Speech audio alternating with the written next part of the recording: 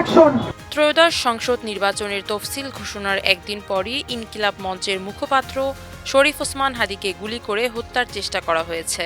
দীর্ঘদিন ধরে ভারতীয় আগ্রাসন এবং আওয়ামী লীগের দেশবিরোধী কার্যক্রমের বিরুদ্ধে অন্যতম সোচ্চার কণ্ঠস্বর হিসেবে পরিচিত হাদি। তবে শরীফ ওসমান হাদি সহ শীর্ষস্থানীয় কয়েকজন জুলাই যোদ্ধার ওপর হত্যার উদ্দেশ্যে হামলা হতে পারে এমন স্পর্শকাতর গুরুত্বপূর্ণ তথ্য সরকারকে আগেই জানানো হয়েছিল, কিন্তু কোনো ব্যবস্থা নেওয়া হয়নি এমন অভিযোগ সংশ্লিষ্টদের।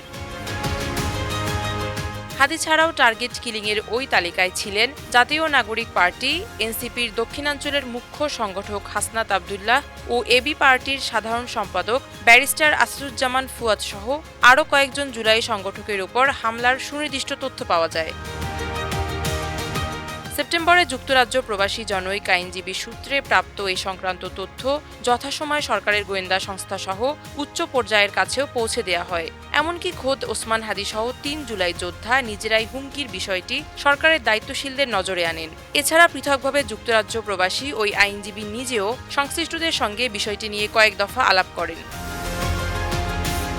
সূত্র জানায়, হত্যার হুমকির বিষয়টি নিয়ে ওই আইনজীবী সরকারের সংশ্লিষ্টদের কাছে তার কাছে আসা বিশ্বাসযোগ্য তথ্য উপাত্ত তুলে ধরেন।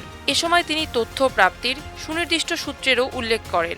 বিষয়টি ব্যাখ্যা করে তিনি বলেন, পেশাগত কাজে বিশ্বের কয়েকটি দেশের গুরুত্বপূর্ণ সিকিউরিটি এজেন্সির সঙ্গে যুক্ত থাকায় তার হাতে স্পর্শকাতর এসব তথ্য এসেছে। দ্রুততম সময়ে এ বিষয়ে প্রয়োজনীয় ব্যবস্থা নেওয়া না হলে বিপদ আসন্ন বলেও সতর্ক করেন তিনি। এ প্রসঙ্গে জানতে চাইলে ব্যারিস্টার ফুয়াদ বলেন, অত্যন্ত নির্ভরযোগ্য সূত্রে এমন হামলার তথ্য পেয়ে আমরা সরকারকে জানিয়েছিলাম, কিন্তু কোনো পদক্ষেপ নেওয়া হয়নি। এছাড়া এসব ক্ষেত্রে শুধু ব্যক্তিগতভাবে নিরাপত্তা বাড়িয়েও তেমন কোনো ফল আসে না, কারণ বিদ্যমান বাস্তবতায় পুলিশি নিরাপত্তা নিয়ে তৃণমূল পর্যায়ে রাজনীতি করাও সম্ভব নয়। এসব উন্নত দেশগুলোতে চলে। এক প্রশ্নের জবাবে তিনি বলেন, আমরা সরকারকে বারবার বলেছি, নির্বাচনের আগে সন্ত্রাসীদের বিরুদ্ধে একটি বড় ধরনের অভিযান চালাতে হবে। বিশেষ করে অবৈধ অস্ত্র উদ্ধার অভিযান ছাড়া সুষ্ঠু নির্বাচন করা আদৌ সম্ভব নয়। শুধু কয়েকজন ছিচকে চোর ধরেই লোক দেখানো অভিযান সবার জন্য আত্মঘাতী হতে বাধ্য।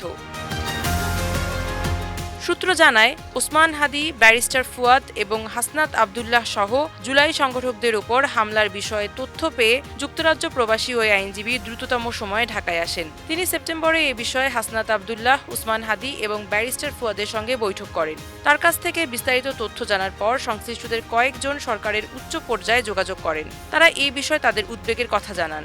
এ সময় সরকারের তরফে তাদের বডিগার্ড বা ব্যক্তিগত নিরাপত্তা রক্ষী নেয়ার কথা বলা হয়, কিন্তু মাঠের রাজনীতি এবং কর্মীদের সঙ্গে দূরত্বের কথা বিবেচনায় নিয়ে নিরাপত্তা রক্ষী নিয়ে চলাফেরার প্রস্তাবে তারা রাজি হননি।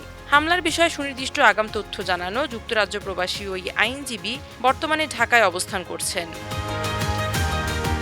এ বিষয়ে সরকারের বক্তব্য জানতে স্বরাষ্ট্র উপদেষ্টা লেফটেন্যান্ট জেনারেল অবসরপ্রাপ্ত জাহাঙ্গীর আলম চৌধুরীর সঙ্গে মুঠোফোনে যোগাযোগের চেষ্টা করা হয়, কিন্তু তাকে ফোনে পাওয়া যায়নি। মাল্টিমিডিয়া ডেস্ক, আমার দেশ।